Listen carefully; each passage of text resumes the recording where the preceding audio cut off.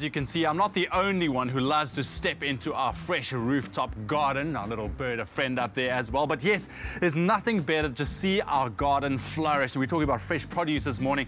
Ben Getz has been doing amazing work with our garden. And specifically about tomatoes this morning, because tomato is such a versatile fruit that you can actually grow in your garden. It's a fruit or vegetable? It's a fruit. It's a fruit, yeah. right? How are you doing, bud? I'm You're right. Great, how are you? Cool, man. Well done on our garden, man. Thank you. Quickly take us through what's been happening. It looks gorgeous. Well, as you can see, it's this time of the year, things are quite abundant. You've got the tomatoes and the basil. You've got quite a lot of eggplants just popping out all over the place over here. Jeez. Also, Look green at the beans size are of those still going. eggplant. Lettuces, yeah, garden's really flourishing. It's about time to start taking the tomatoes out. They've been producing for a couple of a good couple of weeks now. Exactly. All right. Yeah. So we've been talking about fresh produce, especially with Andrea as well. In terms of the nutrient value of fresh vegetables and fruits coming straight off the plant is much more beneficial for you. Absolutely. But tomatoes specifically, for people wanting to grow it at home, which is a great option for you to do. I mean, is it easy? Why would people want to do that? Tomatoes are very easy. In fact, they more or less grow themselves. They're quite wild. There are a couple of things to take into account, though.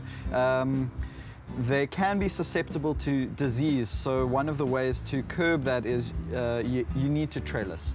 A little bit of pruning to allow air and light to circulate around the plant will help to keep off any mildew, which is one of the main kinds of diseases that can happen. But in general, if you've got, I mean, my wife and I have 2 plants at home, and it's more than enough for both of us. Yeah. So you don't need a lot. Backyard full of tomatoes. Not at all. What you do need to make sure is that you've got enough space, because one plant, especially if you're not pruning it, can take over quite a huge amount of space. So, as I said, pruning and trellising will help to sort of maximize the space that you've got, and also allow that air and the light into the plant. Great. So let's talk a bit about the different type of tomatoes you get, because up until recently, you know what, you don't think about these things, but you do get different type of tomatoes. Huge They're variety. not only red and green ones. Absolutely. I mean, we've got black cherry tomatoes, yellow pear cherry tomatoes.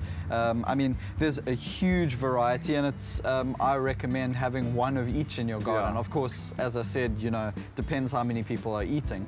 But there's also things like bottling your tomatoes, and I mean, there are many ways to use the tomato. Great stuff. And in terms of your soil preparation at home, if you really want your plant to flourish, what are some of the things you need to consider, and how can you actually grow them from seed or from small plant, or how do you do it? They grow very well from seed.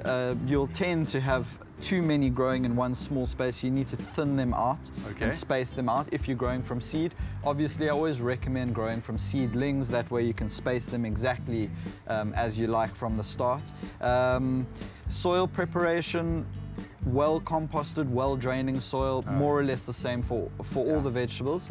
The one thing that's unique about a tomato is that they can be grown in the same spot 3 years in a row. In other words, we're going to take these out, but next season we might plant them in exactly the same place, whereas with other vegetables you really do want to rotate the crop. That's it. And of course, just to end it off, I mean, something to plant with your tomatoes, basil, always a good idea. I can just smell the basil coming from this. Great companion, eh? It's a perfect companion for tomatoes. They help to actually bring out the flavor in each other, besides helping to keep pests at bay. And of course, we often cook with the 2 of them together. Exactly. One thing with basil is it's a good idea to keep taking off the flowers at the top, although they're these beautiful. little ones over here? Yeah, we just want to clip them off. That will help the herb to keep bushy and keep producing leaves. As soon as the energy is going into the flower, then it stops growing. It starts getting a bit woody and starts getting long, and the leaves will start shrinking. So that's just a little tip. Ben, thank you so much, man, also for the great work you're doing. I think you need to start working and getting some of these tomatoes off, eh? So while we start picking our tomatoes, we're going to go to a quick ad break. We'll see you guys just now.